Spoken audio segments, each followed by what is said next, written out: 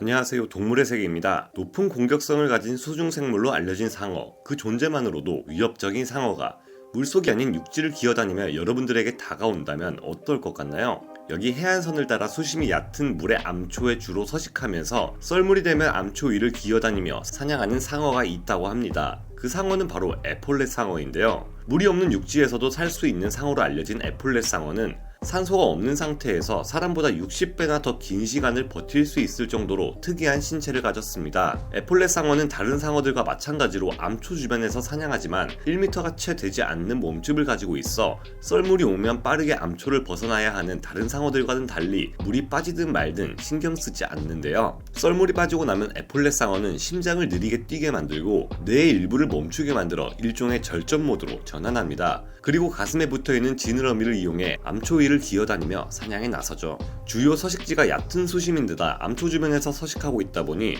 고르지 못한 상소 농도를 적응하기 위해 에폴렛 상어는 살아남기 위한 진화를 거쳐야만 했습니다. 또 이런 서식지 환경으로 인해 헤엄을 치는 것보다 암초를 기어다닐 수 있게 지느러미가 발달하게 된 것이죠. 이런 생물의 진화를 보고 있자면 경이로움을 느끼는 한편 에폴렛 상어가 지구상에 있는 가장 작은 상어 중 하나라는 것이 참 다행이라고 생각되는데요. 육지를 걸어다닐 수 있는 유일한 상어가 현재는 에폴렛 상어 뿐이지만 언젠가 상어들은 살아남기 위해 또 진화할 것이고 그렇게 되면 더 많은 상어가 육지에서 사냥을 할 수 있게 될 겁니다. 안타깝게도 이러한 수중생물의 진화는 이미 시작되고 있는 것 같은데요. 사람들이 많이 찾는 한 바닷가에 혹등고래의 사체가 떠밀려 왔다고 합니다. 혹등고래는 다양한 수중생물들에게 풍족한 먹이가 되기에 충분한데요.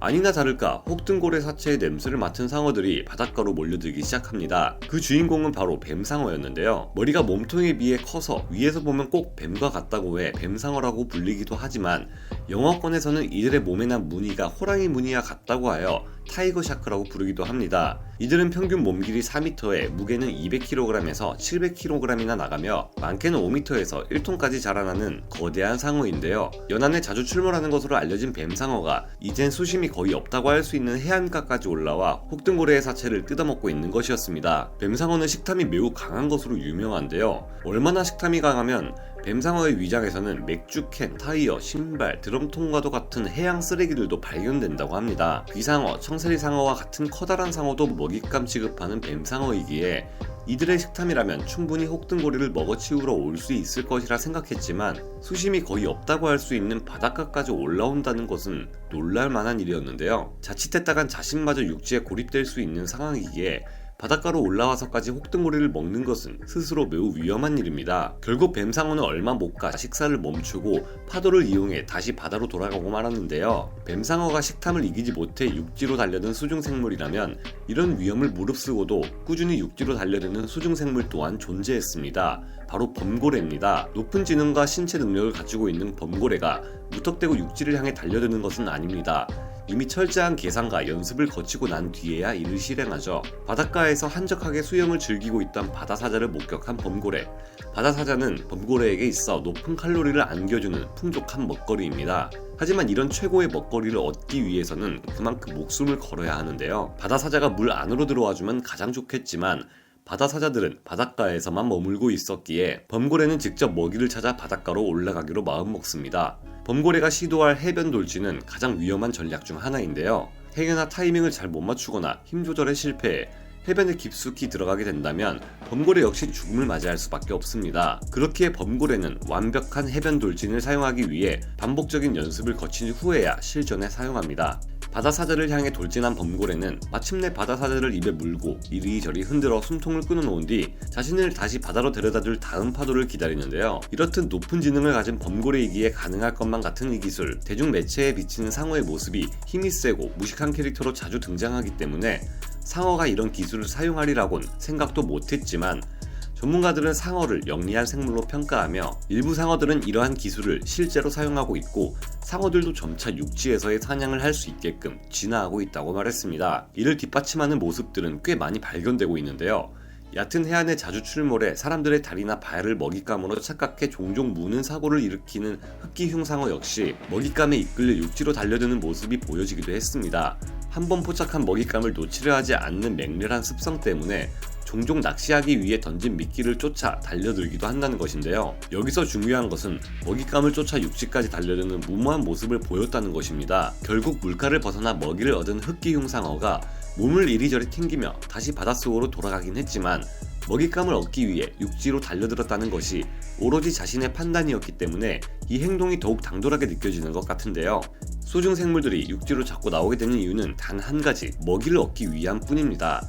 그러나 수심이 낮다 본인이 위험에 처할 것을 알면서도 이들이 육지를 향해 나온다는 것은 이들도 조금씩 이런 환경에 적응하고 있다고 볼 수 있는데요. 시간이 흐를수록 상어가 육지에 올라오는 것을 두려워하지 않는다는 가설에 대한 증거가 쌓여갈 때쯤 2018년엔 인명사고마저 일어났습니다. 2018년 여름 웨스턴 오스트레일리아 듀공베이에서 휴가를 즐기고 있던 한 여성과 일행이 있었는데요. 이날의 투어에서는 상어를 가까이에서 만나볼 수 있는 투어가 진행되고 있었습니다. 이들이 만난 상어는 바로 수염상어였는데요. 크기는 90cm로 작은 편에 속하는 수염상어는 온순한 성격을 가지고 있어 사람을 먼저 공격하지 않는 상어입니다. 하지만 이날 일행들이 만난 수염상어 중 한 마리는 평소 같지 않은 모습을 보였는데요. 다가오는 상어에게 미끼를 던져주고 있던 여성과 일행들, 미끼를 받아먹고 있던 수염상어 중 한 마리가 미끼를 던지고 있던 여성의 손을 낚아채버리고 맙니다. 그것도 물이 없는 구역까지 올라와서 말이죠. 명색이 상어답게 날카로운 이빨을 가지고 있는 수염상어는 스피드 또한 굉장히 빠르기 때문에 낚아챈 여성의 손을 물고 있는 힘껏 바다로 끌고 갑니다. 하지만 다행히도 이 여성은 신이 도운 것인지 크게 다치지 않고 목숨을 구하게 되는데요. 이처럼 사람을 공격하지 않는 상어들이 공격하는 것도 있을 수 없는 일이었지만 더 놀라운 것은 물이 없는 곳까지 올라와 사람을 공격했다는 것입니다. 이로써 육지상어 가설은 앞으로 많은 전문가의 주요 연구 주제거리가 될 것 같은데요. 오늘 소개해드린 육지로 올라오는 상어들의 사례는 일부에 불과합니다. 더 많은 상어와 수중 생물들이 부족해진 먹잇감을 찾아 육지로 올라오는 행위는 우리가 아직 발견하지 못했을 뿐 더 많이 존재할지도 모르는데요. 그들도 살기 위한 발버둥을 치는 것일까요? 초원이 아닌 바다에서의 야생도 만만치 않은 먹이사슬이 존재하기 때문에 그들도 이에 맞춰 생존할 수 있도록 진화해야 하며 새로운 시도를 해야 하니까요. 이러다가는 머나먼 미래에는 상어들이 바다와 육지를 오가는 포식자가 되는 날이 오는 것은 아닐까요? 아니면 먹이를 위해서 심해에 살고 있는 많은 미지의 생명체들이 수면 위로 올라와 생태계를 파괴시키는 날이 오진 않을까요? 어린 시절부터 깊은 심해에 사는 미지의 생명체에 대한 호기심을 가지고 자라오다 보니 뉴스에서나 다큐멘터리에서 심해의 고대 생명체나 미지의 생명체 등의 소재를 다룰 때마다 심장이 두근두근 했었습니다. 하지만 이제는 동물의 세계 채널을 운영하다 보니 새로운 생명체가 등장하면 현재의 생태계는 어떻게 되는 걸까? 라는 생각이 들면서도 궁금하기도 합니다. 여러분들은 어떻게 생각하시나요? 동물의 세계였습니다.